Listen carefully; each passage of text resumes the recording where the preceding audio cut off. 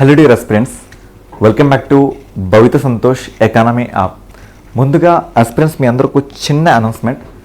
మీరు ముందుగా ప్లే స్టోర్కి వెళ్ళి మన భవిత సంతోష్ ఎకానమీ యాప్ని డౌన్లోడ్ చేసుకోండి. ఇక్కడ మీకు ఇచ్చే ఆఫర్స్ ఏంటంటే టీజీపీసీ కాంటెక్స్ట్లో, అంటే తెలంగాణ స్టేట్ పబ్లిక్ సర్వీస్ కాంటెక్స్ట్లో అయితే మేము ఇక్కడ గ్రూప్ 1 కానీ, గ్రూప్ 2 కానీ, గ్రూప్ 3 కానీ, గ్రూప్ 4 కానీ ఇది ఏదైనా ఎకానమీ రిలేటెడ్ కోర్స్ మొత్తం మనం జస్ట్ 1499 రూపీస్కే 1 ఇయర్ వ్యాలిడిటీ ఇవ్వడం జరుగుతుంది.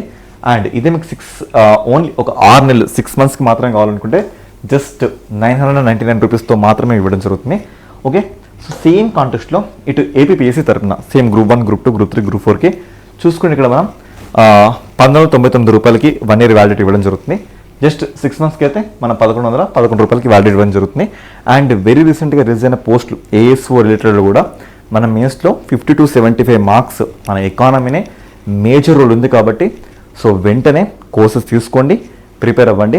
అండ్ ప్రతిరోజు కరెంట్ అఫైర్స్ చూడడం కొంతమందికి ఇబ్బందిగా ఉండొచ్చు, కొంతమంది అనుకున్న ఆచరణలో పెట్టలేకపోవచ్చు, లేదంటే హౌస్ వైఫ్స్ కానీ ఇంకెవరైనా కానీ ప్రతిరోజు చూడడానికి వాళ్ళకి అవైలబిలిటీ ఉండకపోవచ్చు. అయితే ఈ కాంటెక్స్ట్లో నేను మీ కరెంట్ అఫైర్స్ ఎలా డిజైన్ చేశానంటే, సో ఒక్కసారి ఇక్కడ మీరు చూడండి, చూసి మీరు నోట్స్ చేసుకోండి. ఎలా అంటే మనం మొత్తం ఇక్కడ ఇటు నేషనల్ కరెంట్ అఫైర్స్ అంటే జాతీయ కరెంట్ అఫైర్స్, దాంతోపాటుగా ఇంటర్నేషనల్ కరెంట్ అఫైర్స్, ఓకే, ఇటు అంతర్జాతీయ పరంగా, అండ్ దాంతోపాటుగా state level current affairs. Maths మీకు ఎలా ఉంటాయంటే పేపర్ కట్స్గా మీ కళ్ళ ముందు కనబడుతుంటాయి. ఓకే, ఇది మన టెలిగ్రామ్ గ్రూప్లో ఎవ్రీడే మనం ఇవ్వడం జరుగుతుంది. ఓకే, సో ముఖ్యంగా నేషనల్ కానీ ఇంటర్నేషనల్ కానీ ప్రతి కరెంట్ అఫైర్ చెబుతూ అది ఏ సబ్జెక్ట్లో అడుగుతారో, ఒకవేళ అడిగితే దాని మీద ఒక క్వశ్చన్ ఎంసీక్యూ లెవెల్లో అది కూడా యూపీఎస్సీ స్థాయిలో ఎలా ఉంటుంది అనేది మా ముఖ్యమైన ఈ కరెంట్ అఫైర్ టీమ్ అన్నట్లుగా. ఓకే, సో ఇది మీ మైండ్లో పెట్టుకుని నెక్స్ట్ మీ నోట్స్ అన్ని కూడా ఇక్కడ ఎలా చెప్తే అలా నీట్గా నోట్ చూసుకోండి. ఓకేనా, సో ఖచ్చితంగా వీక్ మొత్తంలో నేను చూసిన కరెంట్ అఫైర్స్లో ఇంపార్టెంట్ ఇవి అనిపించినాయి కాబట్టి అవి ఇక్కడ తీసుకొచ్చి మీతో డిస్కస్ చేయడం జరుగుతుంది. ఇక ఏమాత్రం ఆలోచన చేయకుండా కరెంట్ అఫైర్స్కి వెళ్దాం. Hello all, welcome back to it's Shravan sir gun shot current affairs.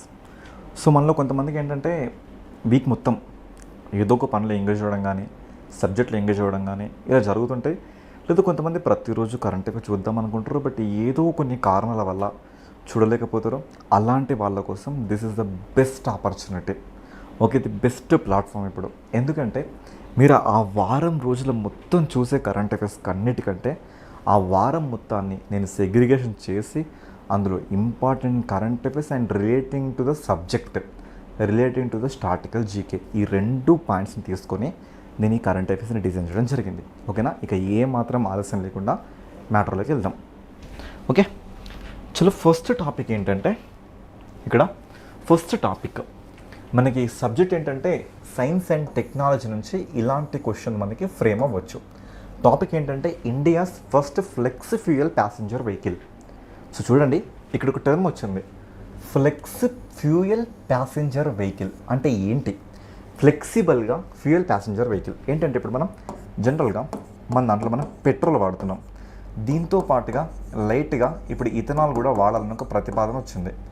అయితే ఫ్లెక్సీ ఫ్యూయల్ అంటే ఏంటంటే 100% ఇథనాల్ వాడినా కూడా ఈ వెహికల్స్ అనేటివి మనకి రన్ అవుతాయని న్యూస్ చెప్తుంది. ఓకేనా, సో ఇక్కడ చూసుకుంటే కేంద్ర పెట్రోలియం మరియు సహజ వాయువుల శాఖ అంటే ministry of petroleum and natural gases, ఈ మంత్రిత్వ శాఖ ఇప్పుడు ఏం చేసిందంటే మారుతి సుజుకి అభివృద్ధి చేసిన దేశంలోనే మొట్టమొదటి ఫ్లెక్సిబుల్ ఫ్యూయల్ ప్యాసింజర్ వెహికల్ని న్యూఢిల్లీలో ప్రారంభించడం జరిగింది. అంటే ఏంటంటే దీని ఇంజిన్ అనేది అసాధారణంగా ఉంటుంది, అంటే మిగతా వెహికల్స్కి సంబంధం లేకుండా ఉంటుంది.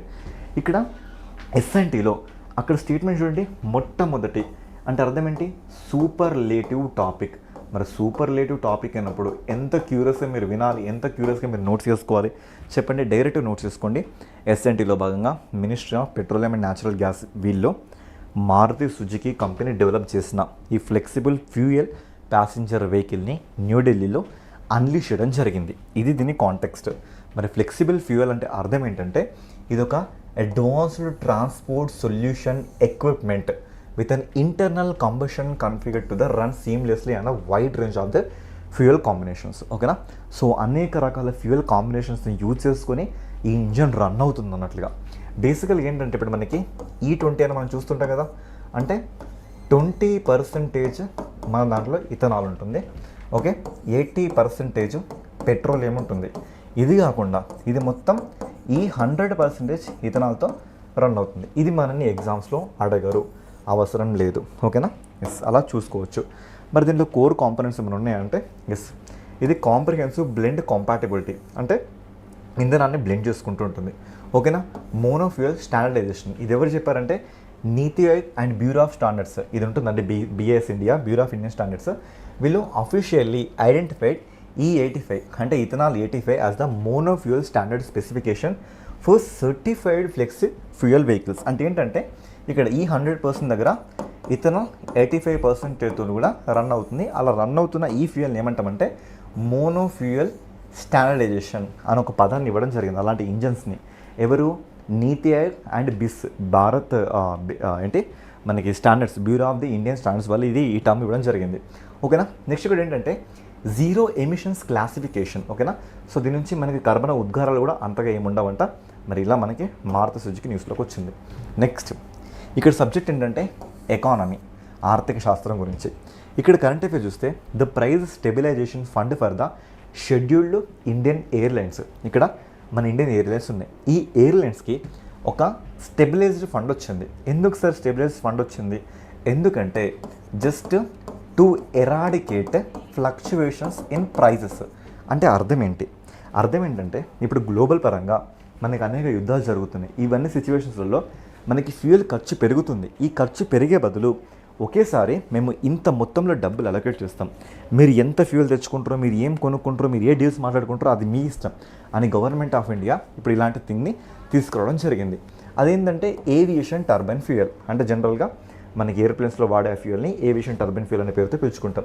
సో ధరల స్థిరీకరణ నిధిని ఏర్పాటు చేయడానికి కేంద్ర మంత్రివర్గం అప్రాక్సిమేట్లీ 10,000 కోట్ల రూపాయలకి మించని ఒకేసారి బడ్జెట్ ప్యాకేజ్ని ఇవ్వడం జరిగింది. ఎంత ఇచ్చారంటే 10,000 కోట్ల రూపాయల బడ్జెట్ని వాళ్ళకి ఇవ్వడం జరిగింది. ఎందుకు ఇచ్చారంటే ఏవియేషన్ టర్బైన్ ఫ్యూయల్ని దాన్ని కాపాడడానికి, ఆ ప్రైజెస్లలో హెచ్చు తగ్గులు వస్తే ఫ్యూచర్లో ఎలాంటి ఇబ్బందులు రాకుండా ఉండడానికి. ఓకేనా.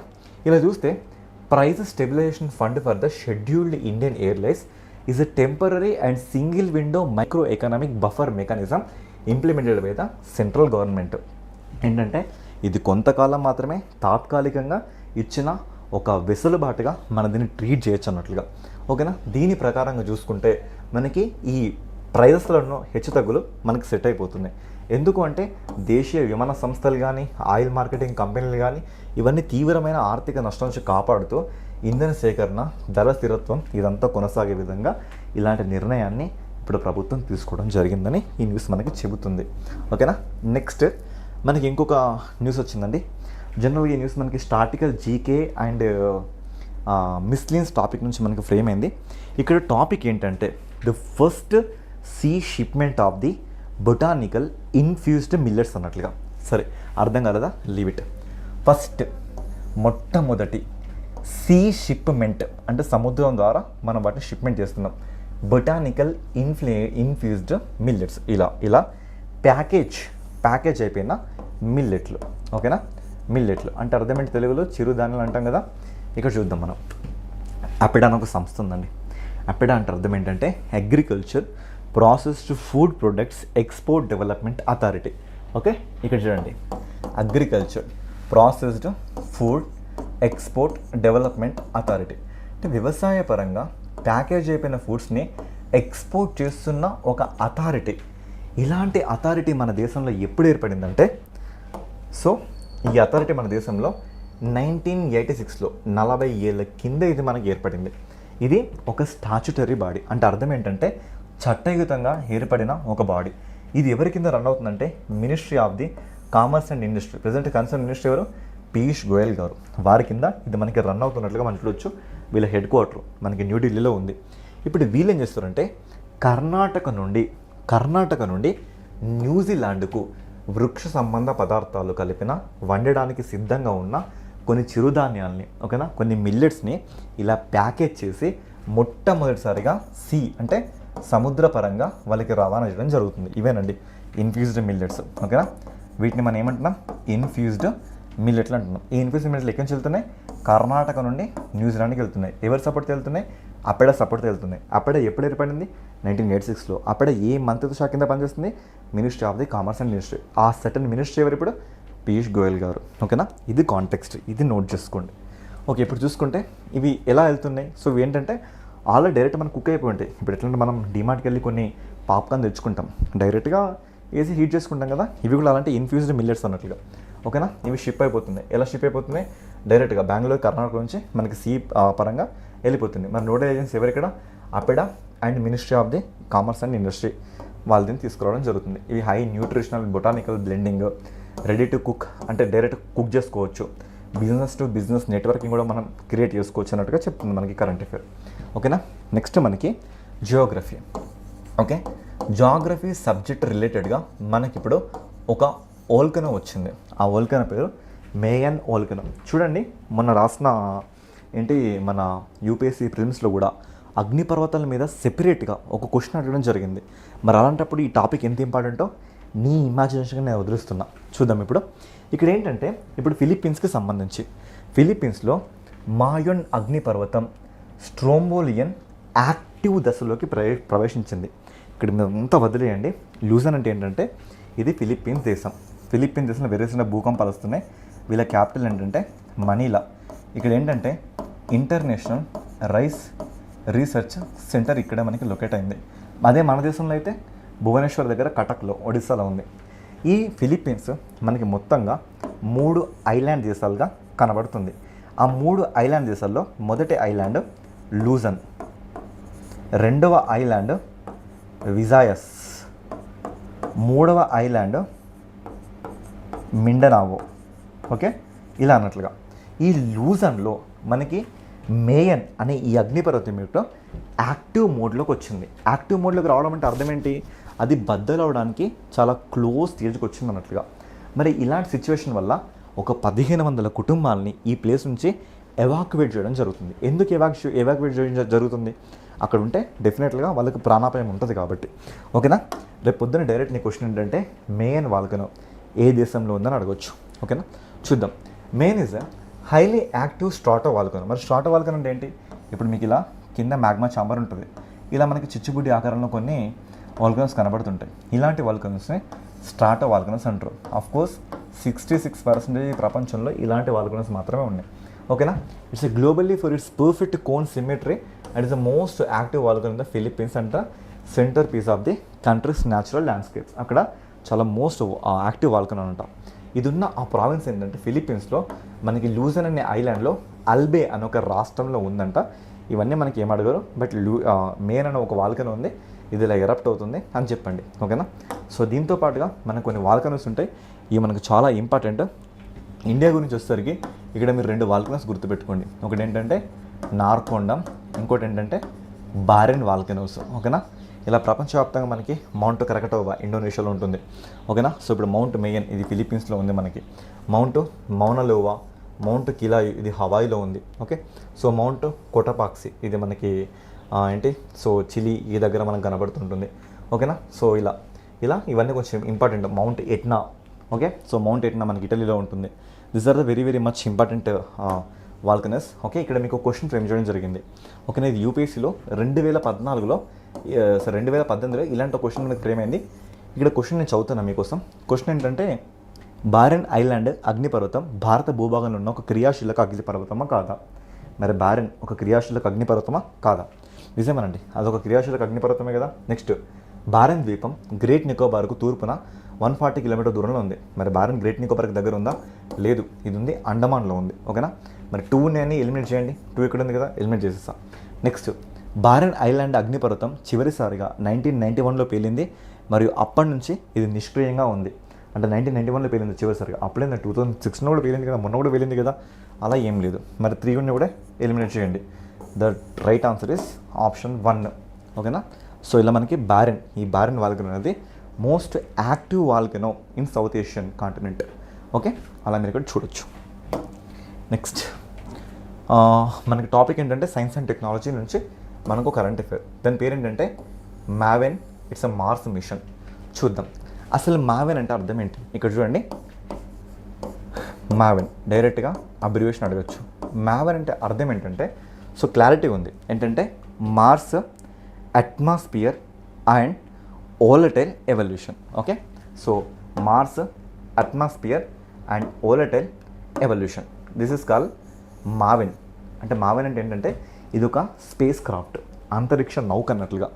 ఈ అంతరిక్ష నౌకను పునరుద్ధరించడం ఆల్మోస్ట్ అసాధ్యమని అనామలీ రివ్యూ బోర్డ్ అని ఒక సంస్థ ఉంది. ఆ బోర్డు చెప్పింది ఇప్పుడు ఏంటంటే, డియర్ నాసా, మీరు ఏ మావెన్ అయితే మీరు రీసెర్చ్ చేద్దాం అనుకుంటున్నారో ఇది ఇప్పుడు చేయడం చాలా చాలా చాలా కష్టమైన పని అని నాసా ఇప్పుడు అధికారికంగా దీన్ని నిలిపివేసే ప్రక్రియని ప్రారంభించిందని మనకి న్యూస్లోకి వచ్చింది.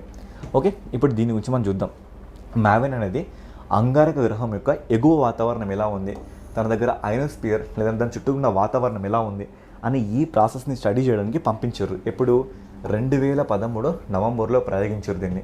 అయితే ఒక సంవత్సరం పాటు కాలపరిమితి పూర్తయి ఒక దశాబ్దం పాటు సుమారుగా 11 సంవత్సరాల పాటు ఈ మార్స్ లేదా రెడ్ గ్రహం చుట్టూ తిరుగుతూ విజయవంతంగా ప్రయాణించింది. దీని లక్ష్యాలు ఏంటంటే, ఫస్ట్ ఆఫ్ ఆల్ కొన్ని బిలియన్ సంవత్సరాలుగా అంగారక గ్రహం తన ఎగువ వాతావరణం కానీ లేదంటే అయోనోస్ఫియర్ కానీ అసలు ఇలా కోల్పోయింది, ఆ ప్రక్రియ ఇలా జరిగింది దాన్ని తెలుసుకోవాలి. నెక్స్ట్ అక్కడ ఉన్న వాతావరణం, వాటి యొక్క ఎరోషన్ రేట్స్ ఎలా ఉన్నాయి, మొత్తం ఇది ఏంటంటే దాని చుట్టూ ఉన్న వెదర్ని అసెస్ చేయడానికి. ఓకేనా, ఆ చుట్టూ ఉన్న వెదర్ మొత్తం అసెస్మెంట్ చేయడానికి దీన్ని చేయడం జరిగింది. అలాంటిది ఇప్పుడు లూజ్ అయిపోయింది, అంటే దాని ఒక లైఫ్ టైం అయిపోయింది. ఇక దాన్ని మళ్ళీ మనం సెట్ చేయడం ఆల్మోస్ట్ ఇంపాసిబుల్ అని అనామలీ రివ్యూ బోర్డ్ చెప్పడం జరిగింది. అది నాసా అధికారికంగా ధృవీకరించింది. That's it. నెక్స్ట్ ఏంటంటే మళ్ళీ టాపిక్ సైన్స్ అండ్ టెక్నాలజీ నుండి. ఇక్కడ టాపిక్ ఏంటంటే ఎక్సో ప్లానెట్ వాస్ప్ 94AB, ఇది ఒక పేరు వచ్చిందండి. ఇక్కడ చూద్దాం, భూమి నుండి దాదాపుగా 700 లైట్ ఇయర్స్, ఓకేనా, కాంతి సంవత్సరాలు. ఒక కాంతి ఒక సంవత్సరంలో ఎంత దూరం ప్రయాణిస్తుందో దాన్ని మనం ఒక లైట్ ఇయర్ అంటున్నాం. మరి ఇలాంటి ఈ 700 లైట్ ఇయర్స్ దూరంలో ఉన్న ఈ వాస్ప్ 94AB ఇదేనండి, ఇది వాస్ప్ 94AB అనే ఈ గ్రహం మీద వాతావరణ నమూనాలను నాసా యొక్క జేమ్స్ వెబ్ టెలిస్కోప్ అండి, ఇది చాలా important. James Webb space telescope ఇప్పుడు మనకు ఒక ఇమేజ్ ఇవ్వడం జరిగింది. అదే ఈ ఇమేజ్. ఆ ఇమేజ్ని మనం వాస్ప్ 94AB అనే గ్రహం యొక్క వెల్లుపల్లి వాతావరణం ఎలా ఉందో చూడడానికి మనకి ఇప్పుడు ఒక ఇమేజ్ దొరికింది. ఓకేనా, ఇప్పుడు ఇమేజ్ మీద లేదంటే వాస్ప్ 94AB అనేది ఇటీవల కాలంలో మనకి న్యూస్లో కనబడింది. ఏంటిది, లేదంటే దీన్ని ఎవరు ఎగ్జామిన్ చేస్తున్నారు, లేదంటే ఇది ఏ టెలిస్కోప్ సహాయంతో మనకి న్యూస్లోకి వచ్చింది, ఇది రేపు పొద్దున్న డైరెక్ట్గా కడతారు. ఓకేనా, చూద్దాం. ఇప్పుడు వాస్ప్ 94AB అనేది భూమి నుండి 700 లైట్ ఇయర్స్ దూరంలో ఉన్న ఒక వాయురూప సౌర వ్యవస్థేతర గ్రహం. ఇది చూడండి, ఇదేంటంటే వాయురూప అంటే కంప్లీట్గా ఎయిర్తో నిండి ఉంటుంది. ఇది ఎయిర్తో నిండి ఉన్న గ్రహం. ఇది నాన్ సోలార్ ప్లానెట్. ఓకేనా, అంటే అర్థం ఏంటిది, సూర్యుడు చుట్టూ తిరుగుతున్న గ్రహం కాదు ఇది. ఓకేనా, దీని వాతావరణం గతిశీలతను ఉదయం సాయంత్రం ఉండే విలక్షణమైన వాతావరణ వ్యవస్థల్ని జేమ్స్ వెబ్ టెలిస్కోప్ ద్వారా మనం చూడగలుగుతున్నామని ఇప్పుడు న్యూస్ వచ్చింది. ఓకేనా, దీనికి ఇంకో పేరు ఉంది, హాట్ జూపిటర్ క్లాసిఫికేషన్ అంటున్నాం. హాట్ జూపిటర్ అంటే జూపిటర్ మనకి ఎలా ఉంటుంది, జూపిటర్ అదొక గ్రహం కానీ దాని మీద మనం నిలబడలేము, అది మొత్తం గ్యాస్తో కూడుకున్న గ్రహం అని మనం చెప్పొచ్చు. ఓకేనా, it's classified as the hot Jupiter gas giant. It is రఫ్లీ thrice the physical size of the Jupiter but contains only half of its absolute mass. మరి మాస్ ఏంటంటే, సో ఇప్పుడు జూపిటర్ మాస్ ఎంత ఉంది, ఈ జూపిటర్ మాస్ కంటే దీని mass ఇంతే ఉంటుంది, బట్ దీని ఎయిర్ మాత్రం చాలా ఎక్కువగా ఉంటుందని ఇక్కడ మనకి న్యూస్ వచ్చింది. ఓకేనా, ఎక్స్ట్రీమ్ ఆర్బిట్ అండ్ టైడల్ లాకింగ్ అంటే అర్థం ఏంటంటే ఎక్స్ట్రీమ్ ఆర్బిట్. ఓకేనా, extreme orbit the planet orbits exceptionally close to it's parent hot star. Okay, అంటే అర్థం ఏంటంటే, సో దానికి ఎవరైతే ఆశ్రయిస్తున్న ఒక హోస్ట్ స్టార్ ఉంటుందో ఆ హోస్ట్ స్టార్ చుట్టూ తిరగడం. ఇప్పుడు ఇదొక మన సూర్యుడు, దీని చుట్టూ గ్రహాలు తిరుగుతున్నాయి. గ్రహాలు ఎలా తిరుగుతాయి, తన చుట్టూ తాను తిరుగుతూ దీని చుట్టూ తిరుగుతాయి కదా. బట్ ఇక్కడ ఏంటంటే తన చుట్టూ తాను తిరిగే లోపలనే దీని చుట్టూ తిరిగేస్తానే ఇక్కడ మనకి మీనింగ్ చెప్తుంది. ఓకేనా, అట్లా ఆ full revolution in just 4 days. ఓకేనా, ఇన్ జస్ట్ 4 days, ఆ 4 రోజుల్లో ఒక ఫుల్ రెవల్యూషన్ అయిపోతుందని ఇక్కడ చెప్పడం జరుగుతుంది. సో ఇవన్నీ వదిలేయండి, సింపుల్గా మీరు ఎంత హెడేక్ తెచ్చుకోకండి. డైరెక్ట్గా వాస్ప్ 94AB అంటే ఏంటి, ఇదొక గ్రహం. ఇది ఎన్ని కిలోమీటర్ దూరంలో ఉంది, 700 లైట్ ఇయర్స్ దూరంలో ఉంది. సరే, దీన్ని ఎవరు కనిపెట్టడం జరిగింది, జేమ్స్ వెబ్ స్పేస్ టెలిస్కోప్. ఎవరిది, నాసాకి సంబంధించింది, అంతే. సో ఇది జూపిటర్తో పోలిస్తే రెండింతల తక్కువ మాస్ ఉంది దీంట్లో, అదొకటి గుర్తుపెట్టుకోండి సరిపోతుంది. నెక్స్ట్ వెనజులా కంట్రీ న్యూస్లోకి వచ్చింది. సబ్జెక్ట్ ఏంటి? మ్యాపింగ్ అనే పాయింట్లో. ఓకేనా, మ్యాపింగ్ అనే పాయింట్లో మనకు వచ్చింది. ఇక్కడ ఏంటంటే స్ట్రాటజికల్గా అండ్ లాంగ్ టర్మ్ ఫ్యూయల్ పార్ట్నర్గా ఉండడానికి భారత ప్రధానమంత్రి వెనజులా తాత్కాలిక అధ్యక్షురాలు డెల్సీ రోడ్రిగ్స్ని న్యూఢిల్లీలో కలవడం జరిగింది. ఓకేనా, అంటే మన దేశపు ప్రధానమంత్రి ఆ దేశపు తాత్కాలిక అధ్యక్షురాలైన డెల్సీ రోడ్రిగ్స్ని కలిసి 2 దేశాల మధ్యలో ఉన్న ఇంధనానికి సంబంధించిన లాంగ్ టర్మ్ విజన్ని మాట్లాడుకోవడం జరిగింది. ఓకే, ఈ కాంటెక్స్ట్లో Venezuela country is very very much important. దీని రాజధాని ఏంటంటే కారకస్. ఓకే, దక్షిణ అమెరికా యొక్క ఉత్తర కొనలో భౌగోళికంగా విభిన్నమైన దేశం ఇది. ఫ్రాన్స్ అండ్ మనం చూసుకుంటే జర్మనీ భూభాగం కంటే పెద్దది అండ్ బహుళ పార్టీల సమాఖ్య గల ఒక రిపబ్లిక్ దేశంగా ఇది విస్తరించింది. దీని సరిహద్దు దేశాలు చూసుకుంటే మనకి గయానా, బ్రెజిల్, కొలంబియా, కరేబియన్ సముద్రం, అట్లాంటిక్ సముద్రాలు దీని చుట్టూ మనం కనబడుతూ ఉంటాయి. ఓకేనా, సింపుల్ కోడ్ మనం చూసుకుంటే ఓకే ఏబిసి. సో కోడ్ ఏమైనా వస్తుందా మనకి? CAB GA CAB, CAG. So సింపుల్గా కాగ్ అని గుర్తుపెట్టుకోండి. బీసీ కాగ్ లేదా బీసీ ఏదైనా గుర్తుపెట్టుకోండి. ఏంటి మనకి Colombia and Atlantic, Brazil, Guyana and మనకి కరేబియన్ ఐలాండ్స్ దాని చుట్టూ మనకు కనబడుతున్న ఇష్యూస్ అన్నట్లుగా. ఓకేనా, సో ఇక్కడ చూసుకుంటే ఇక్కడ ఎత్తైన పర్వత శ్రేణులు మనకి ఆండీస్ పర్వత శ్రేణులు కనబడుతున్నాయి. ఆండీస్ పర్వత శ్రేణులు ఇక్కడ మనకు కనబడుతున్నాయి. దాంతోపాటుగా ఇక్కడ టెపియు అనే కొన్ని పర్వతాలు కూడా కనబడుతున్నాయి. ఇలాంటి పర్వతాలు టెపియు పర్వతాలు మనకి ఈ ప్లేస్లో కనబడుతూ ఉంటాయి అన్నట్లుగా. ఏంజల్ జలపాతం కూడా మనకి ఈ దేశంలోనే కనిపిస్తుంది. ఓకే, ఒరినోకో అనే నది ప్రవాహం కూడా ఇక్కడ మనకి కనబడుతుంది. అండ్ దాంతోపాటుగా ఇక్కడ కనిపిస్తున్న గడ్డి భూములని మనం ఏమంటున్నామంటే లానులు అనే పేరుతో పిలుచుకుంటున్నాం. ఇది లాస్ట్ టైం పోలీసులు అడిగిన క్వశ్చన్ అండి. లాన్స్ అనే ఈ గడ్డి భూములు ఏ దేశంలో కనబడతాయి? ఇది మనకు కనబడుతుంది వెనజులా దేశంలో. ఓకేనా, తర్వాత మనకి కంపాస్. ఓకే, సో కంపాలు ఎక్కడ కనబడుతున్నాయి? ఇది బ్రెజిల్లో కనబడుతుంది. అర్జెంటీనాలో కనబడుతున్నాయి ఏంటి? మనకి పంపా గడ్డి భూములు. ఓకేనా, అదే మనకి యూఎస్లో కనబడుతున్న గడ్డి భూములు మనం ఏమంటున్నాం? ప్రయరీ గడ్డి భూములు. ఓకేనా, ప్రయరీలు. ఓకే, నెక్స్ట్ ఆఫ్రికాలో కనబడుతున్న గడ్డి భూములు మనం ఏమంటున్నాం? సవన్నా గడ్డి భూములు. ఓకేనా, తర్వాత మనం ఈ యూరోప్లో మనం కనబడుతున్న గడ్డి భూములు ఏమంటున్నాం? పుస్తాజ్ గడ్డి భూములు. ఓకే, రష్యా ఈ రేంజ్లో కనబడుతున్న గడ్డి భూములు మనం ఏమంటున్నాం? స్టెప్పీ గడ్డి భూములు. ఓకే, ఆస్ట్రేలియా సవర్ణ భూములు. ఇదే ఆస్ట్రేలియాలో డౌనులు. ఓకేనా, డౌన్స్ అనే పేరుతో మనం పిలుచుకుంటున్నాం. తర్వాత ఇండియాలో మనకి గుజరాత్లో కనబడుతున్న గడ్డి భూములను బన్నీ గడ్డి భూములు అనే పేరుతో మనం పిలుచుకోవడం జరుగుతుంది. ఇవి మోస్ట్ ఇంపార్టెంట్. వీళ్ళది ఒక స్క్రీన్ షాట్ తీసుకోండి. నేను సైడ్కి రిమూవ్ అవుతున్నా. ఒక స్క్రీన్ షాట్ తీసుకోండి, ఎగ్జామ్స్లో అడుగుతూ ఉంటారు. Okay, yes, next. ఓకే, ఇక్కడ మన నెక్స్ట్ కరెంట్ అఫేర్ ఇదేంటంటే the UN machine in South Sudan. ఇక్కడ మీకు ఏమర్థం అవ్వాలంటే సూడాన్ అండ్ సౌత్ సూడాన్ 2011లో ఇది డివైడ్ అయిపోవడం జరిగింది. దక్షిణ సూడాన్.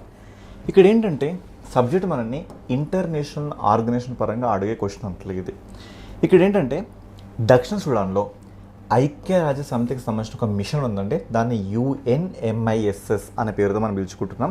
అంటే ఏంటంటే United nation machine in South Sudan అనే పేరుతో మనకు వస్తుంది. ఈ మిషన్ కింద సేవలు అందించిన 53 మంది మహిళలతో సహా 565 మంది భారతీయ శాంతి పరిరక్షకులకు ప్రతిష్టాత్మక ఐక్యరాజ్య సమితి గౌరవ పతాకం ఇక్కడ అందజేయడం జరిగింది. ఇక్కడ మీరు చూస్తారు కదా, ఇక్కడ మెడల్స్ ఇస్తున్నారు. అయితే మెడల్స్ ఎందుకు ఇస్తున్నారంటే ఇక్కడ మనం చూడండి, మిషన్ పేరంటే యునైటెడ్ నేషన్స్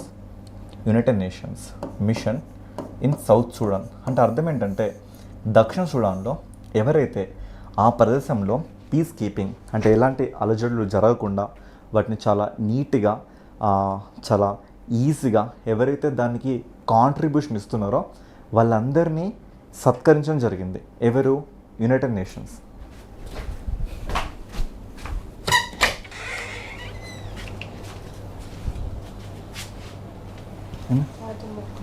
పెట్టుకుందాం.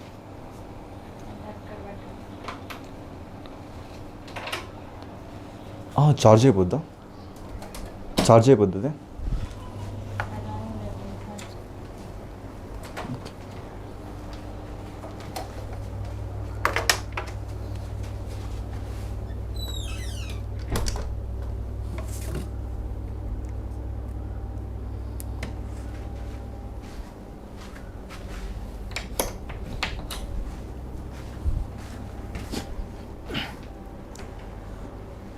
వీడియో ఇక్కడ ట్రిమ్ చేయండి. యా, అలాంటి వాళ్ళని ఇక్కడ సత్కరించే ఒక ప్రోగ్రామ్ అన్నట్లుగా. ఇప్పుడు దీని డెప్త్లోకి వెళ్తే ఈ UNMISS అనేది ఐక్యరాజ్య సమితితో ఏర్పడిన ఒక క్రియాశీల అంతర్జాతీయ శాంతి పరిరక్షక చర్య. స్వాతంత్రం తర్వాత దక్షిణ సూడాన్లో ఒక స్టేబుల్ గవర్నమెంట్ని రన్ చేయడానికి సైనిక సిబ్బంది, పోలీస్ అధికారులు అండ్ రిమైనింగ్ పీపుల్ అందరిని ఇక్కడ డిప్లాయ్ చేయడం జరిగింది. ఇలాంటి వాళ్ళని ఇక్కడ ఏమంటున్నారంటే బ్లూ హెల్మెట్ అనే పేరుతో పిలవడం జరిగింది. మరి బ్లూ హెల్మెట్ అంటే అర్థం ఏంటి అంటే, సో ఇక్కడ అర్థం ఏంటంటే బ్లూ హెల్మెట్ అంటే ఎవరైతే ఇలా శాంతి చర్యలకు పూనుకుంటారో అలాంటి వాళ్ళందరినీ బ్లూ హెల్మెట్ ఆర్మీ అనే పేరుతో ఇక్కడ పిలవడం జరుగుతుంది. ఎందుకంటే సౌత్ సూడాన్ అనేది అదొక సైనిక చర్య ప్రకారం ఏర్పడింది. అక్కడ ప్రపంచ శాంతి నెలకొల్పే విధంగా యునైటెడ్ నేషన్సే ఒక చర్య తీసుకుంది. ఆ చర్యలో భాగంగా దీని అంతటిని మనం ఇక్కడ చూడడం జరుగుతుంది. అయితే ఇలాంటి ప్రోగ్రామ్ ఎప్పుడు లాంచ్ అయిందని అడుగుతారు. ఎప్పుడు లాంచ్ అంటే 2011లో లాంచ్ అయింది. లాంచ్ అయిన తర్వాత అంటే ఇక్కడ చూసుకుంటే under the United nations security council resolution 1996 coinciding with the historic birth of the republic of south Sudan. Okay, actual ఇలాంటి ఒక లక్ష్యాన్ని యునైటెడ్ నేషన్స్ సెక్యూరిటీ కౌన్సిల్ 1996లో తీసుకుంది.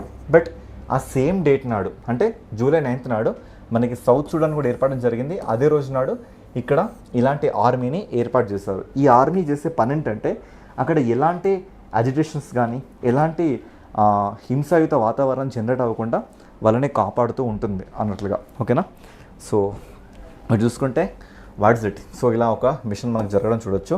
సో ఎలిజిబిలిటీ థ్రెషోల్డ్ ఒక 90 days వరకు ఇక్కడ మనం వర్క్ చేయాల్సి ఉంటుంది. అలా వర్క్ చేస్తే ఇలా మనకి బ్రాంజ్ మెడల్ ఇక్కడ వస్తుంది. దీని మీద మనకు క్వశ్చన్ ఫ్రేమ్ అయిందండి. ఇక్కడ క్వశ్చన్ ఏంటి అంటే యునైటెడ్ నేషన్స్ మిషన్ సౌత్ సూడాన్లో భాగంగా ఒక క్వశ్చన్ వచ్చింది.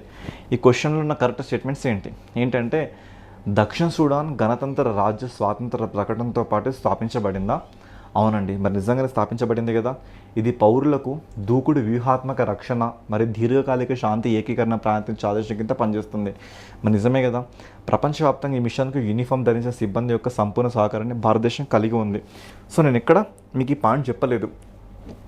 ఎందుకు ఆ పాయింట్ చెప్పలేదంటే, సో 4200 మందికి పైగా యూనిఫామ్ ధరించిన సిబ్బంది గణనీయంగా మోహరించినప్పటికీ ప్రపంచవ్యాప్తంగా ఈ ఫ్రేమ్వర్క్కు నేపాల్ తర్వాత 2వ అతిపెద్ద సైనిక సహకారిగా భారతదేశం ఉంది. అంటే ఇందులో ఇప్పుడు నేను చెప్పా కదా బ్లూ హెల్మెట్లు అని. అంటే బ్లూ హెల్మెట్ అంటే ఏంటి, అక్కడ ఎవరైతే సేవలు అందిస్తున్నారో వాళ్ళందరినీ బ్లూ హెల్మెట్స్ అని ఇక్కడ పిలవడం జరుగుతుంది. ఈ బ్లూ హెల్మెట్స్ వీళ్ళందరూ మన దేశం నుంచి కాకుండా నేపాల్ నుంచి అత్యధిక సంఖ్యలో మనకు కనబడుతున్నారు. ఆ తర్వాత భారత్ నుంచి నెక్స్ట్ సంఖ్యలో మనకు కనబడుతున్నారు. ఓకేనా, సో ఇక్కడ first statement and second statement కదా కరెక్ట్ స్టేట్మెంట్స్. నెక్స్ట్ ఇక్కడ మనకి గవర్నమెంట్ స్కీమ్ ఒక న్యూస్లోకి వచ్చింది. ఈ స్కీమ్ని మనం ఏమంటున్నామంటే నవచార మంత్ర అనే పేరుతో మనం దీన్ని పిలవడం జరుగుతుంది. ఏమంటున్నాం? నవచార మంత్ర. మరి నవచార మంత్ర అంటే అర్థం ఏంటి? నవచార మంత్ర IIT ఢిల్లీలో కేంద్ర మంత్రి చేత ప్రారంభించబడిన ఒక నేషనల్ ప్రోగ్రామ్. ఇదేంటంటే దీని ముఖ్యమైన లక్ష్యం ఏంటంటే స్థానిక ఆవిష్కరణలను అనుసంధానించడం ద్వారా. స్థానిక ఆవిష్కరణలు అంటే లోకల్ ఇన్నోవేషన్స్. ఈ పదం గుర్తుపెట్టుకోండి, లోకల్ ఇన్నోవేషన్స్. ఈ లోకల్ ఇన్నోవేషన్స్ని స్ట్రెస్ చేస్తూ Tier 2, Tier 3 అండ్ రూరల్ ఏరియాస్లో అట్టడుగు స్థానంలో ఉన్న వాళ్ళని గుర్తించి వాళ్ళకి మద్దతు ఇవ్వాలి. అంటే ఏంటంటే ఒక వ్యక్తి ఉన్నాడండి, రూరల్ రేంజ్లో ఉన్నాడు, Tier 2 సిటీలో ఉన్నాడు, Tier 3 సిటీలో ఉన్నాడు. ఆ వ్యక్తి ఏదైనా కొత్త అంటే ఒక ఆవిష్కరణ స్టార్ట్ చేస్తే అతన్ని గుర్తించాలి. అతనికి ఏమైనా డబ్బులు ఖర్చు అయితే సెన్సార్లకు కానీ లేదంటే దాన్ని తయారు చేయడానికి దానికి మ్యానుఫ్యాక్చరింగ్ ఖర్చు కానీ ఇవేమనైతే తనకి ఆ ఏడుని అందించాలన్నట్లుగా. ఓకేనా, ఆ సహాయాన్ని ఖచ్చితంగా అందించాలి. ఇలాంటి ఒక గ్రేట్ ఇనిషియేటివ్గా మన కళ్ళ ముందుకు వచ్చిందే దట్ ఈస్ నవచార మంత్ర ఇనిషియేటివ్. ఇది గుర్తుపెట్టుకోండి. ఏ టాపిక్లో ఏ సబ్జెక్ట్లో అడుగుతాడో గవర్నమెంట్ స్కీమ్స్లో దీన్ని అడగడం మనం ఇక్కడ చూడొచ్చు. నవచార మంత్ర అనేది ఏంటంటే సో ఇదొక మైక్రో ఇండస్ట్రియలిస్ట్లు కానీ రూరల్ ఇన్నోవేటర్స్ కానీ వాళ్ళందరికీ స్టార్టింగ్ స్టేజ్లో వాళ్ళకి ఒక మెంటర్షిప్ కానీ ఒక ఇంక్యుబేషన్ కానీ వాళ్ళకి డబ్బులు కానీ ఇవన్నీ కూడా వీళ్ళు ఇవ్వడం జరుగుతుంది. ఇందులో ప్రారంభించిన ఆ మంత్రిత్వ శాఖ ఎవరంటే సో దట్ ఈస్ నైపుణ్యాభివృద్ధి అండ్ వ్యవస్థాపక మంత్రిత్వ శాఖ, ministry of the skill development and entrepreneurship. ఈ మంత్రిత్వ శాఖ దీన్ని స్టార్ట్ చేయడం జరిగింది. అడుగుతారండి ఏ మంత్రిత్వ శాఖ అంటే ministry of skill development and entrepreneur. ఓకేనా, సో ఈ మంత్రిత్వ శాఖ దీన్ని స్టార్ట్ చేయడం జరిగింది. మరి అమలు చేస్తున్న ఆ ఇన్స్టిట్యూషన్ ఏంటిది? ఈ ఇన్స్టిట్యూషన్ కూడా మనకు చాలా important. National institute for entrepreneurship and small business development, national institution entrepreneurship small business development వాళ్ళు ఈ ఇన్స్టిట్యూషన్ దీన్ని స్టార్ట్ చేయడం జరిగింది with the collaboration of the ministry of skill development entrepreneurship. Okay, so ఇక్కడ లక్షల జనాభా ఎంతమంది అంటే అనేక అభివృద్ధి చెందుతున్న చిన్న చిన్న జిల్లాలు కానీ, వెనుకబడిన గ్రామాలు కానీ, చిన్న చిన్న పట్టణాలు కానీ మనకి 18 సంవత్సరాల నుంచి 50 సంవత్సరాల మధ్య ఉన్న పౌరులందరినీ లక్ష్యంగా చేసుకొని వాళ్ళందరికీ మెంటర్షిప్ కానీ, ఫ్రీ గైడెన్స్ కానీ, మనీ కానీ ఇలా సపోర్ట్ ఇస్తూ ఉంటారు. సరళమైన నమోదు ప్రమాణాలు. ఒకవేళ మీరు దీనికి అప్లై చేసుకోవాలంటే ఏం చేయాలంటే అప్లికేషన్ చేసుకోవడానికి నమోదైన కార్పొరేట్ సంస్థ కానీ, మార్కెట్లో సిద్ధంగా ఉన్న ఏదైనా ఒక ఉత్పత్తి మనకు అవసరం. డైరెక్ట్గా ఏంటంటే మీరు ఆ సైట్ ఉంటుంది, సైట్లోకి వెళ్ళి అప్లికేషన్ చేసుకోవాల్సి ఉంటుంది. ఓకేనా. మరి ప్రాథమిక కార్యాచరణ రంగాలు, మరి ఏ రంగాలకి ఇది ఉత్తమిస్తుందంటే అగ్రికల్చర్లో ఏమైనా మార్పులు తీసుకురావాలన్నా, ఫుడ్ టెక్నాలజీలో మార్పులు తీసుకురావాలన్నా, హెల్త్ కేర్లో మార్పులు తీసుకురావాలన్నా, ఎడ్యుకేషన్ టెక్నాలజీలో మార్పులు తీసుకురావాలన్నా, climate action, environment sustainability, rural commerce, retail logistics, MSME, enable tradition artisans, ఇవన్నిటిలో మార్పులు తీసుకురావాలంటే మీరు దీంట్లో ఉండొచ్చు అని చెప్తుంది. దీని మీద ఒక క్వశ్చన్ చూద్దాం మనం ఇప్పుడు. ఇలా క్వశ్చన్స్ ఫ్రేమ్ అవ్వచ్చు. నవచార మంత్ర ఇనిషియేటివ్ సంబంధించి కింది స్టేట్మెంట్లలో నాకు కరెక్ట్ స్టేట్మెంట్స్ ఎన్ని అని ఎగ్జామ్లో అడుగుతున్నాడు మనం ఇప్పుడు. అడిగితే ఇక్కడ మనం చూద్దాం ఆ స్టేట్మెంట్స్. ఇది టైర్ 1 మహానగరాల్లో artificial intelligence and green energy మీద పనిచేస్తున్న టెక్నాలజీ స్టార్టప్ల కోసం ప్రత్యేకంగా రూపొందించిన ఒక వ్యవస్థీకృత ఇంక్యుబేషన్ అండ్ మెంటర్షిప్. ఇది టైర్ 1 సిటీలో ఉన్న, ముఖ్యంగా ఏ సిటీస్లో, టైర్ 2, టైర్ 3 అండ్ గ్రామీణ సిటీస్లో. ఇది టైర్ 1 సిటీలో కాదన్నట్లుగా. ఓకే, నెక్స్ట్ ఈ చొరవ అమలు చేసేది national institution for entrepreneurship and small business development వలన. నిజమేనండి, this is the correct answer. Next, విస్తృతమైన గ్రాస్ రూట్ నమోదును ప్రోత్సహించడానికి దరఖాస్తుదారులు ఇంకా ప్రారంభ నమూనా లేదా ధృవీకరణ దశలో ఉన్న ప్రాజెక్టులు నమోదు చేసుకోవచ్చు. నిజమే కదా, అలా కూడా ఇక్కడ చేయొచ్చు కదా. సో ఎన్ని statements correct? Only 2 statements are correct ఇక్కడ. Next, this is a very very much important. June 3 declaration. Okay, ఇది సబ్జెక్ట్ వచ్చేసి హిస్టరీ రిలేటెడ్. ఓకేనా. మరి June 3 నాడు ఏం జరిగింది మనకి ఇక్కడ? ఇది మచ్ ఇంపార్టెంట్ అండి. 1947లో. దీనికి ముందు చరిత్ర మనకి చాలా చెప్తుంది. ఆ చరిత్రలోకి మనం ఒకసారి తొంగి చూస్తే 1909, 1919, 1935. 1909లో ఏం జరిగింది మనకి? మింటో మార్లే రీఫార్మ్స్ రావడం జరిగింది. 1919లో ఏం జరిగింది? మాంటెగో షెన్స్వర్డ్ రీఫార్మ్స్ రావడం జరిగింది. 1935లో ఏం జరిగింది? గవర్నమెంట్ ఆఫ్ ఇండియా యాక్ట్, దీన్నే మనం సమాఖ్య ప్రభుత్వ చట్టం, ఓకేనా, అనే పేరుతో మనం చూసుకుంటున్నాం. ఓకే, ఇక్కడ 2 విషయాలు మీరు గమనించండి. ఏంటంటే నేను రాసే సిస్టమ్స్ చాలా ఇంపార్టెంట్. ఒకటి ఏంటంటే బై కేమరలిజం, రెండవది డయార్కీ లేదా ద్వంద్వ ప్రభుత్వం. దీన్ని ద్విసభ విధానం అంటున్నాం, దీన్ని ద్వంద్వ ప్రభుత్వం అంటున్నాం.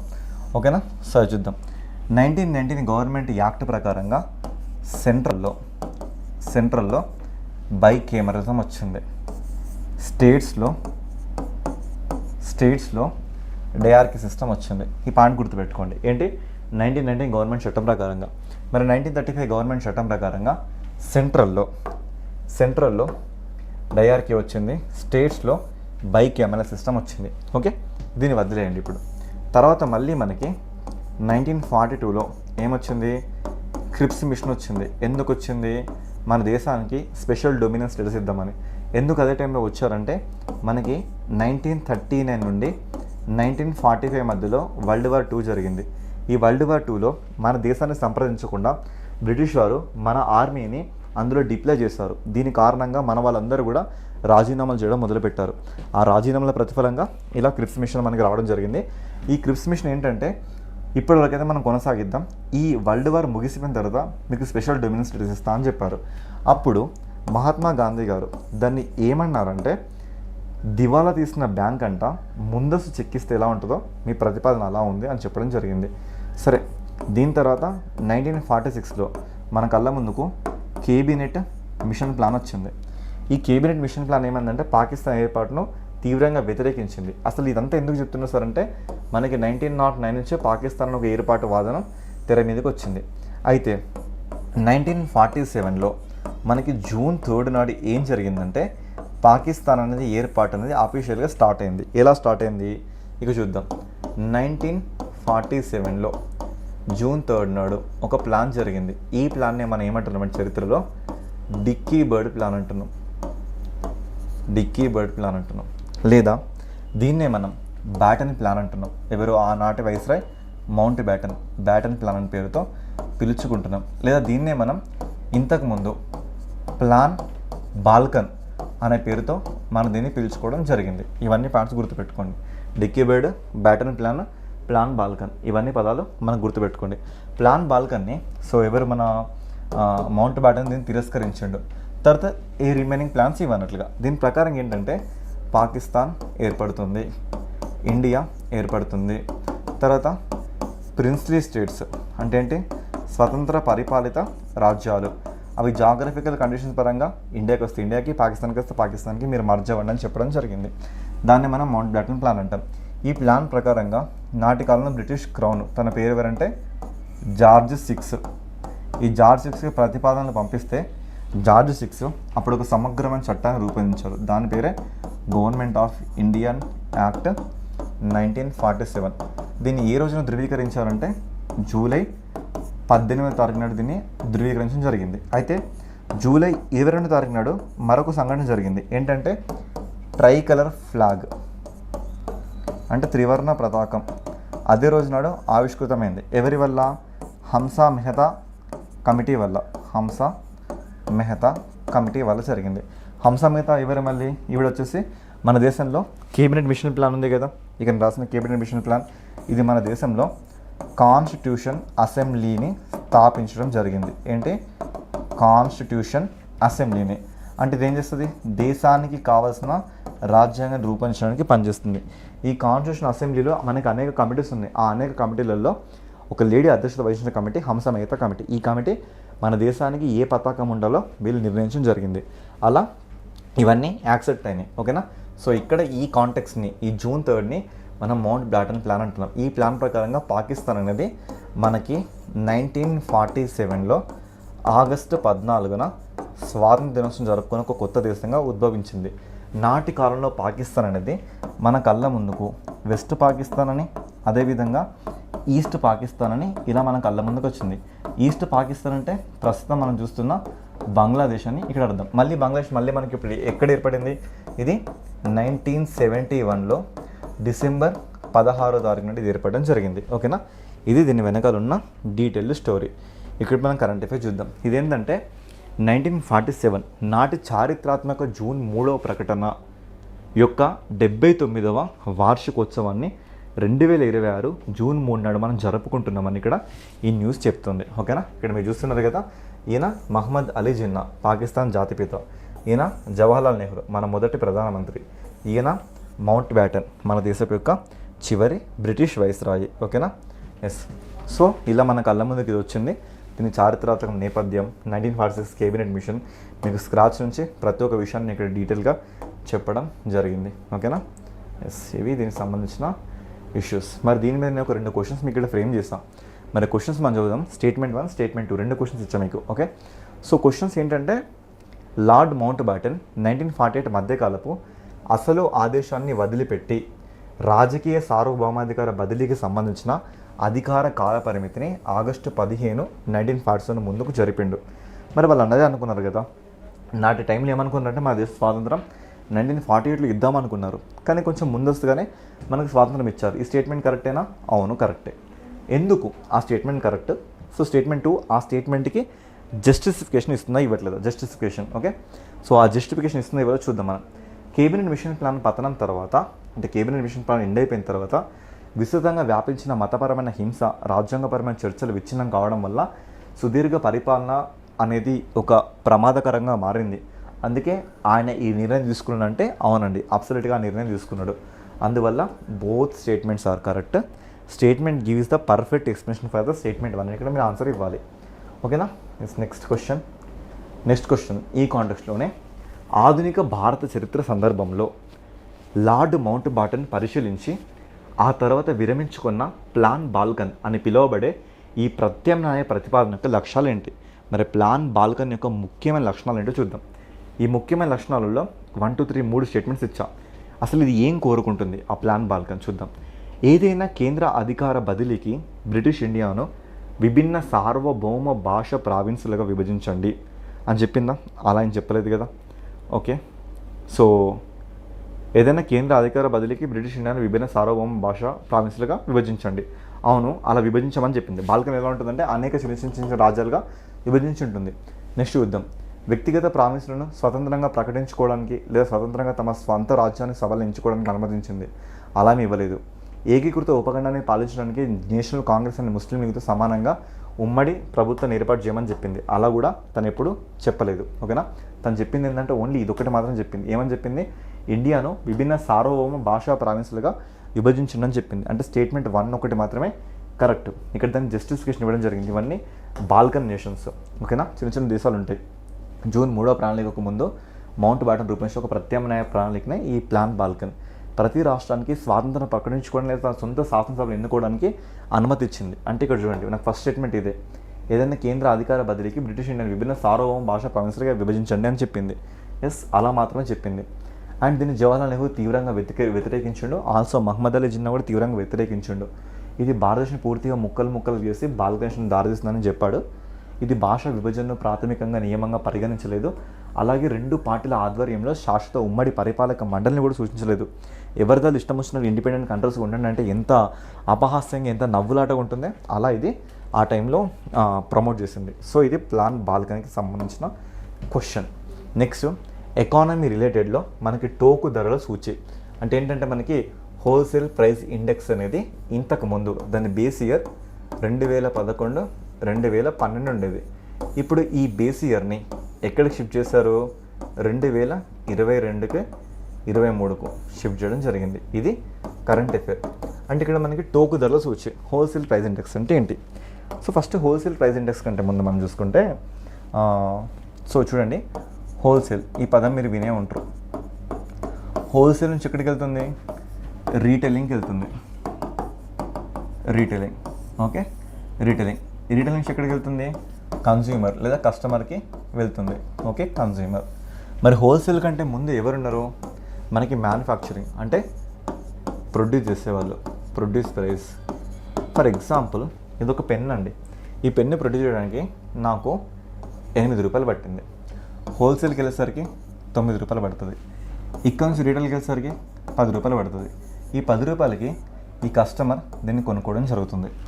అంటే ఇక్కడ ఏంటంటే ఒక దేశం యొక్క అభివృద్ధిని అక్కడ ఇన్ఫ్లేషన్ లెక్క కట్టడానికి మనం ఇక్కడ కన్జ్యూమర్ ప్రైస్ ఇండెక్స్, దాంతోపాటుగా ఇక్కడ హోల్సేల్ ప్రైస్ ఇండెక్స్, వీటిని మనం చూసుకోవచ్చు. హోల్సేల్లో మనకి ఎంతగా లభిస్తుంది, కన్జ్యూమర్ ప్రైస్లో మనకి ఎంతగా లభిస్తుంది, ఈ లెక్కల ఆధారంగా మనం మన ఇన్ఫ్లేషన్ని ఇక్కడ జత కట్టచ్చు. అయితే ఇక్కడ ఏం చేస్తారంటే హోల్సేల్ ప్రైస్ ఇండెక్స్లో ఒక బాస్కెట్ తీసుకుంటారు. ఈ బాస్కెట్లో కొన్ని వస్తువులు పెడతారు. ఆ వస్తువులు కాలానుక్రమంగా ఎంతవరకు మనకి ఫ్లక్చువేట్ అవుతున్నాయి, ఆ ఫ్లక్చువేషన్స్ ప్రకారంగా ఆ ధరల్ని నిర్ణయించి దాని ప్రకారం ఇన్ఫ్లేషన్ పెరుగుతుందా తగ్గుతుందా దీన్ని తీసుకొచ్చుకుంటారు.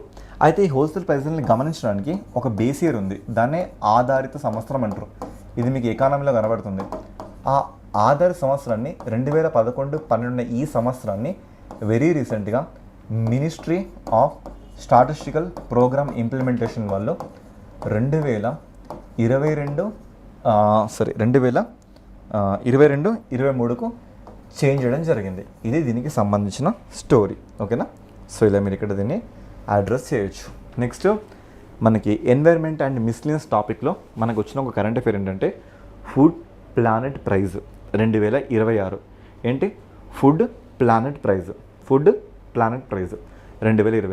ఇక్కడ ఏంటంటే Andhra Pradesh community managed natural farming. ఓకేనా, Andhra Pradesh community management natural farming. ఈ కార్యక్రమానికి స్వీడన్లో బాస్టాడ్లో ప్రతిష్టాత్మకమైన ఫుడ్ ప్లానెట్ ప్రైజ్ని ఇవ్వడం జరిగింది. ఏ రాష్ట్రానికి వచ్చింది? Andhra Pradesh community managed natural farming వాళ్ళకు ఇది రావడం జరిగింది. ఫుడ్ ప్లానెట్ ప్రైజ్ అనేది ప్రపంచ ఆహార వ్యవస్థలను మార్చడానికి పూర్తిగా అంకితమైన ప్రపంచంలో అతిపెద్ద పర్యావరణ పురస్కారంగా మనం దీన్ని ట్రీట్ చేస్తాం. స్వీడన్కి చెందిన కర్ట్ బెర్గ్ఫోర్డ్ ఫౌండేషన్ వాళ్ళు దీన్ని ఎవ్రీ ఇయర్ ఇట్లా ఇస్తూ ఉంటారు. సో ఇదంతా ఎందుకు ఇస్తారంటే వీళ్ళు మనకి ఎవరైతే అత్యాధునిక శాస్త్రీయ పరిశోధకులు, క్షేత్రస్థాయి అభ్యాసకుల మధ్య ఖచ్చితమైన ఒక 50-50 సంస్థాగత విభజనను కలిగి ఉంటుందో అలాంటి వాళ్ళకి ఇస్తూ ఉంటారు. ఏంటంటే ఫుడ్ మేనేజ్మెంట్ ఎవరైతే పర్ఫెక్ట్గా ఇస్తుంటారో అలాంటి వాళ్ళకి ఇస్తూ ఉంటారు. ఏ దేశంలో ఇస్తూ ఉంటారు? ఇది మనకి స్వీడన్ దేశంలో మనకి బాస్టెడ్ అనే ప్రాంతంలో దీన్ని ఇవ్వడం జరుగుతుంది. ఏ మేనేజ్మెంట్ వాళ్ళు ఇస్తారు మనకి? కర్ట్ బెర్గ్ ఫోర్స్ మేనేజ్మెంట్ వాళ్ళు దీన్ని ఇవ్వడం జరుగుతుంది. ఓకేనా, అలా మనం దీన్ని చూడొచ్చు. జస్ట్ ఒక సింగిల్ అండ్ కరెంట్ అఫేర్. ఇక్కడ మనకి 14th దలై లామా, ఓకేనా, టిబెట్ మత గురువు. ఈయనకి గ్రామీ అవార్డు వచ్చింది కదా. ఎన్నో గ్రామీ అవార్డు? 68వ గ్రామీ అవార్డు ఈయనకి రావడం జరిగింది. టిబెట్ ఆధ్యాత్మిక నాయకుడు దలై లామా, 14వ దలై లామా హిమాచల్ ప్రదేశ్లో ధర్మశాల డిస్టిక్లో మెక్ లియోడ్ గంజ్ అనే ఏరియాలో ఉంటాడు. ఈయనకి తన అధికారిక నివాసంలో గ్రామీ అవార్డును లాంఛనంగా స్వీకరించండి. ఇలా ఇస్తారండి గ్రామీ అవార్డ్స్. ఓకేనా, ఈయనకి ఎందులో వచ్చింది గ్రామీ అవార్డు? ఈయనకి ఎందులో వచ్చిందంటే తిను కంపోజ్ చేసిన meditations the reflections of his holiness Dalai Lama. ఓకేనా, సో ఇది గుర్తుపెట్టుకోండి, చాలా important. Meditations the reflection of his holiness Dalai Lama అనే ఒక మ్యూజిక్ ఆల్బమ్కి, అనే ఒక స్పోకెన్ వర్డ్ ఆడియో బుక్ ఆల్బమ్కి ఈ అవార్డు రావడం జరిగింది. ఓకేనా,